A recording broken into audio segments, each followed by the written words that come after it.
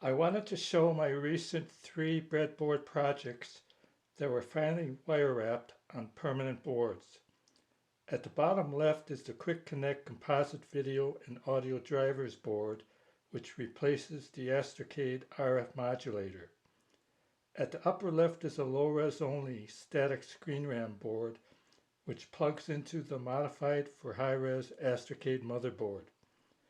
This project, through experimentation, has been simplified, eliminating 2 chips. The SRAM control line scheme is nearly a copy of the Astrocade motherboard control line scheme without the 9 pull-up resistors. The intent of this board is for use as a diagnostics tool to determine if a future failure is on the modified for high-res Astrocade motherboard or on the low high-res screen SRAM board number 1. At the right is a more user-friendly diagnostics demos Balcheck HR board with a dual 7-segment display and a 32 KB EEPROM. This EEPROM has lots of room for more diagnostic programs and high-res demos. Well, here it is, the SRAM Board 1 for my final high-res Astrocade. I'm just going to make a few comments about this board. For more info on this board, see the attached video description. The board is 8.5 inches square and has 27 chips on it. It has no 50-pin expansion socket. Instead, there is a dual inline socket to connect the board to 28 Astrocade motherboard tapped signal lines using a short ribbon cable. Board 1 has 4 32 KB static RAM chips totaling 128 KB, providing 8 16 KB high-res pages. At this time, there is a manual low high-res mini toggle switch that selects the appropriate decoding for the selection of 1 out of 4 possible SRAM data buses. Here's the wire wrap side of board 1. The 28-pin socket is on the upper right and the 4 SRAM sockets are on the left.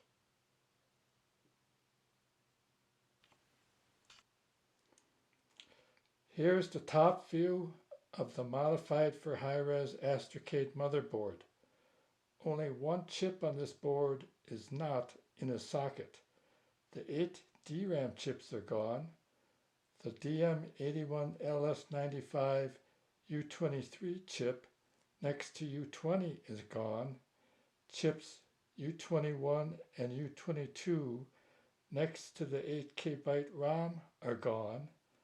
The 3 DRAM control line 2K pull-up resistors are gone. The 6 1K pull-up resistors for the DRAM address lines A0 to A5 are gone. All the DRAM bypass decoupling capacitors are gone. The 12-volt regulator and a 1200 ohm discharge resistor are still in place. This board used to have a kludge board, which is now gone. Note the metal shielding around the 7 MHz clock area has been removed. The custom data chip has a finned black heatsink on top of the flat metal heatsink. The Aztec RF modulator has been replaced with MCM Design's composite video and audio driver board. With all the missing components, the plus 5 volt and minus 5 volt voltage regulators will now run much cooler. Here's my Astrocade setup from front to back. There's the low high-res board 1. To its left is a remote plus 5 volt power supply for board 1. the modified for high-res Astrocade. To its left is my power transformer substitution. Behind Astrocade is the Balcheck HR board. I have an Insignia 19-inch LCD TV. On its left is my 6-inch fan. For low res, I'm just going to run the store demo in its entirety and a portion of Treasure Cove.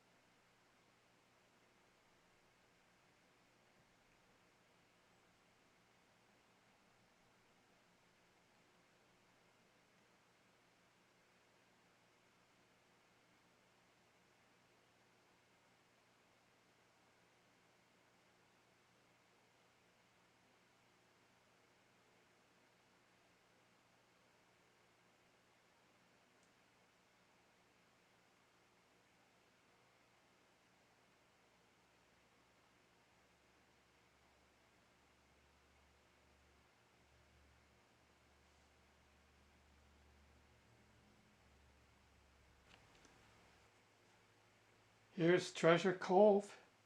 I like the title screen. It's so fine.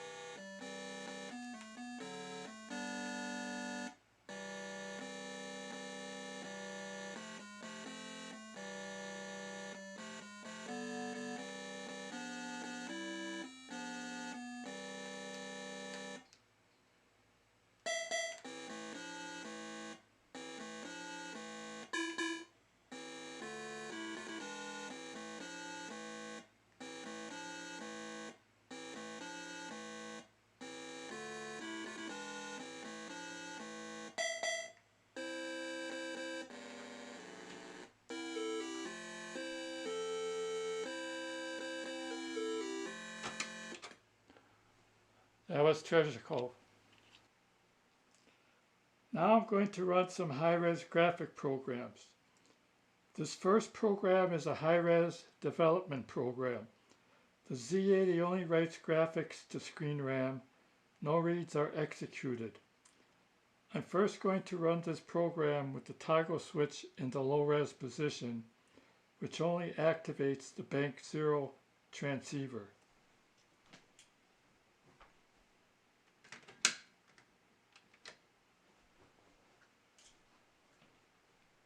You probably can't tell, but the program has actually written graphics in the bank 0 vertical columns. Now I'm going to flip the switch to high res, which will activate all 4 transceivers, so graphics can be written to all 4 RAM banks.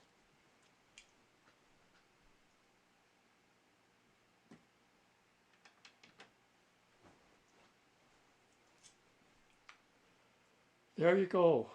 All 4 RAM banks were written to successfully. Look how small the graphic patterns are. These patterns are the same patterns used in Gunfight. Now watch again how fast these graphics are written, considering the large number of pixels that are being written.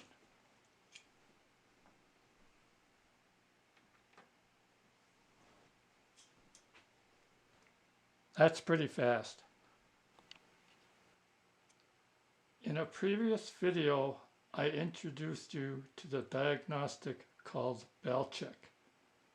Now watch this same program Balcheck executed on a high-res screen map.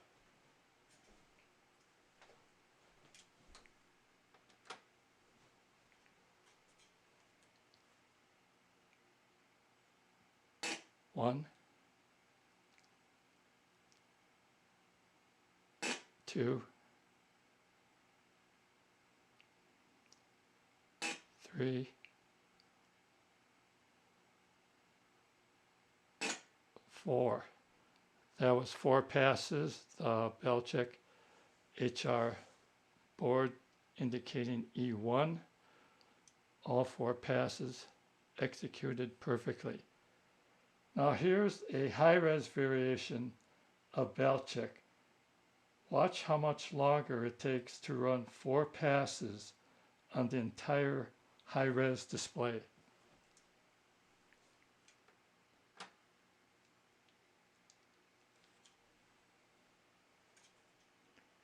Now a similar program to Balcheck is testing the entire 16 KB high-res screen RAM. Takes a lot longer to do that. That was 4 passes right there. Here's the pixel stringer, high-res pixel stringer.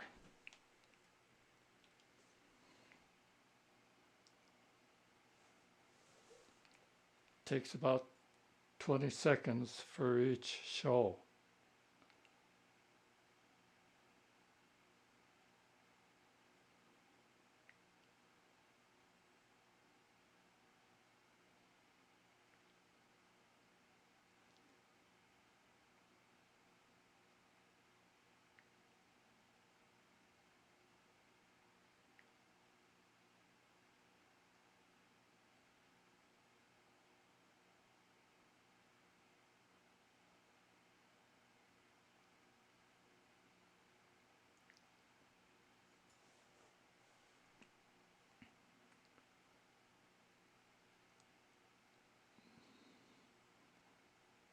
That was the pixel stringer. Here's a variation of the Multipager program, finishing with the high-res fish demo.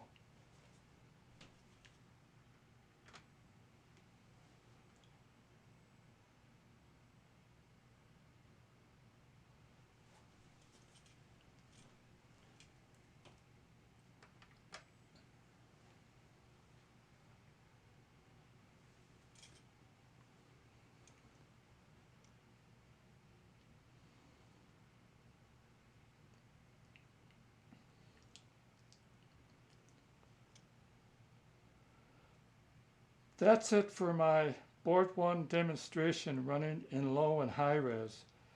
You saw me using the manual low high res toggle switch, which is the poor man's way to map the TV display in high res.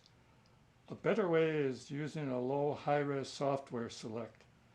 The software select scheme will be on Board 2, and the 3 select lines plus a ground will be connected to Board 1 using a short ribbon cable between Board 2 and Board 1.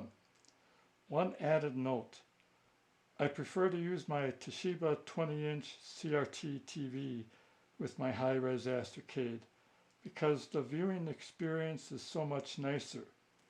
With my 19-inch LCD TV, the low and high-res displays are very clear, but overall the look, for a lack of a better word, is so emulated. Bye.